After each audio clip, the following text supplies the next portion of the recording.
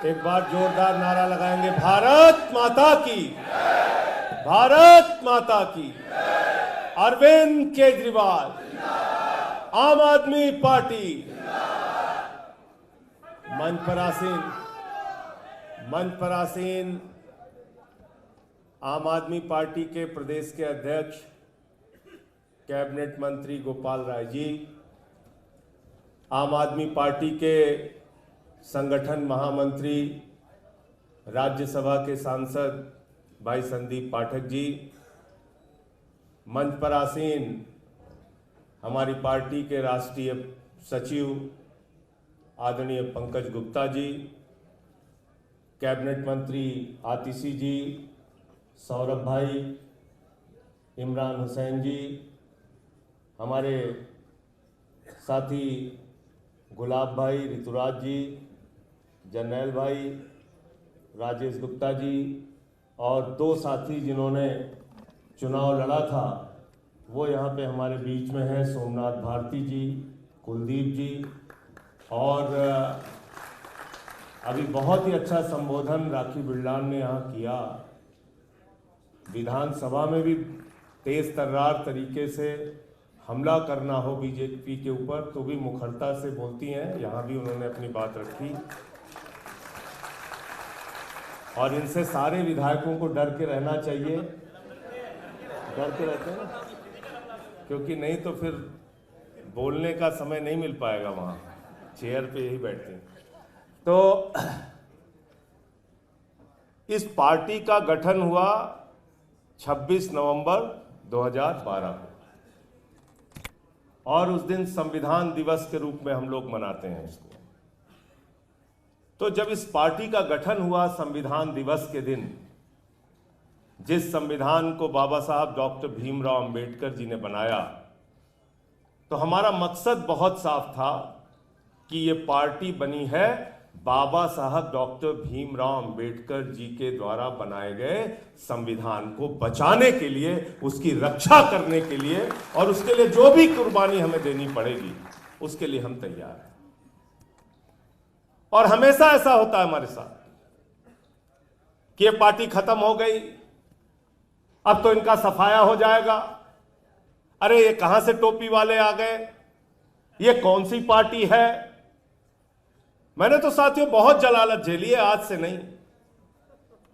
2011 में अन्ना आंदोलन के समाप्त होने के बाद जब हम लोगों ने पार्टी बनाई, Arvind Kejriwal ji 45 degree 46 degree temperature में गली गली मोहल्ले मोहल्ले संगठन बनाने के लिए जाते थे तो लोग हंसते थे हमारे ऊपर।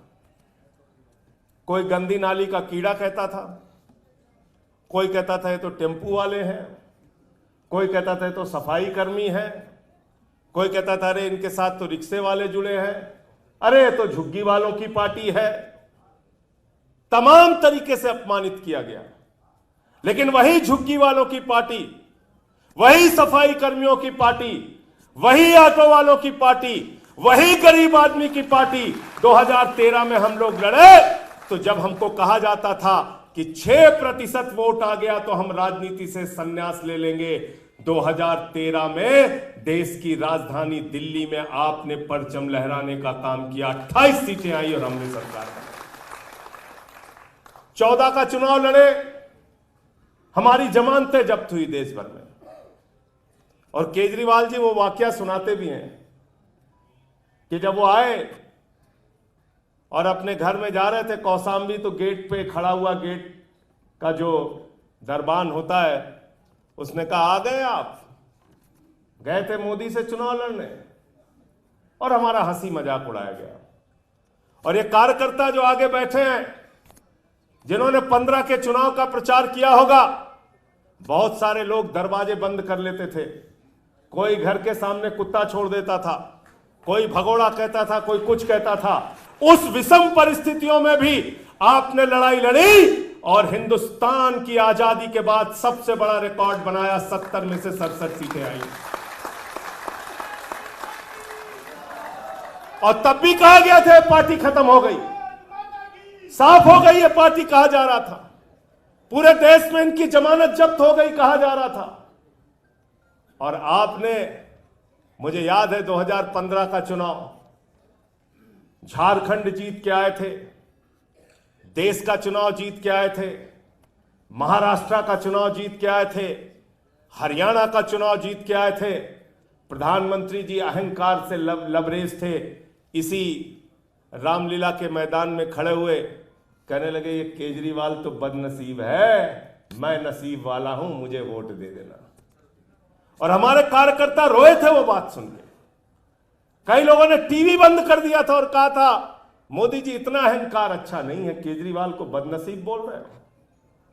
और ये हालत की दिल्ली के लोगों ने, ये हालत की कि जो 2014 में इतने बड़े मैंडेट के साथ, इतने बड़े जनादेश के साथ प्रधानमंत्री जीत के आए थे, उनको दिल्ली के अंदर स्कूटर पार्टी बनाने का काम आपने किया। 3 विधायक उनसे, 3 विधायक आए। 2017 का चुनाव हम लोग लड़े। पहला चुनाव था पंजाब में, 20 सीटें वहां पे आई, सहयोगियों की 2 सीटें, 22 सीटें वहां आई। एमसीडी का चुनाव लड़े, दिल्ली में अच्छा प्रदर्शन नहीं हुआ। 19 का चुनाव लड़े, 19 के चुनाव में भी हम लोग हार गए। और जब 2020 में चुनाव लड़े तो फिर से दिल्ली की जनता ने, कार्यकर्ताओं ने, पार्टी के लोगों ने मेहनत करके 62 सीटें, 70 में से 62 सीटें आपने हासिल की। मैं ये बातें इसलिए बता रहा हूं कि भारत की राजनीतिक इतिहास में शायद कोई पार्टी ऐसी नहीं होगी जिसने इतना उतार चढ़ाव अपनी जिंदगी में देखा होगा जितना आम आदमी पार्टी ने देखा है। इसके लिए सबसे ज्यादा बधाई के पात्र आप लोग।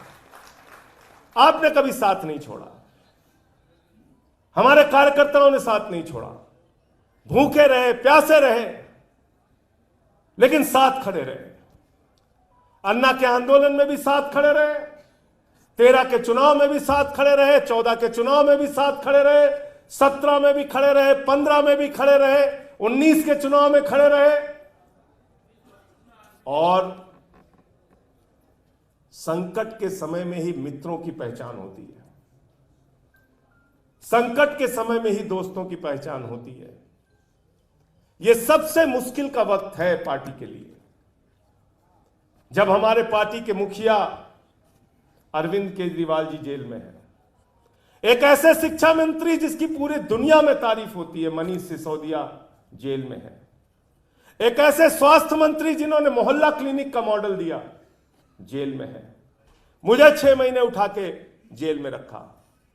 हमारा भाई ऋतुराज यहां पे कह रहा था कि 13 सांसद हैं हमारे, हम डील करना चाहें तो कभी भी कर सकते हैं। एक एक सांसद वाले कैबिनेट मंत्री बन गए। ये आम आदमी पार्टी है, आंदोलन के कोख से निकली हुई पार्टी है। हम यहां लीडर बनने आए हैं, डीलर बनने नहीं आए। हम यहां लीडर बनने आए, हम कार्यकर्ता बनने आए हैं, हम लोगों के लिए काम करने आए हैं। हम डीलर बनने के लिए नहीं आए हैं। डीलर शिंदे की पार्टी में है, डीलर अजीत पवार के साथ हैं। ये आम आदमी पार्टी है। हम लोग यहां पर एक कार्यकर्ता की तरह इनसे लड़ेंगे और तब तक लड़ेंगे जब तक इनको हरा नहीं देंगे। इतना अहंकार देश के प्रधानमंत्री को, 400 पार 400 पार 400 पार का नारा दिया। कितनी सीटें आई? 240। और किन परिस्थितियों में? सारा का सारा मीडिया मोदी जी के साथ, चुनाव आयोग मोदी जी के साथ, पुलिस मोदी जी के साथ, सीबीआई मोदी जी के साथ, ईडी मोदी जी के साथ, income tax department Modi ji के साथ, पूरा तंत्र मोदी जी के साथ, सब कुछ मोदी जी के साथ था।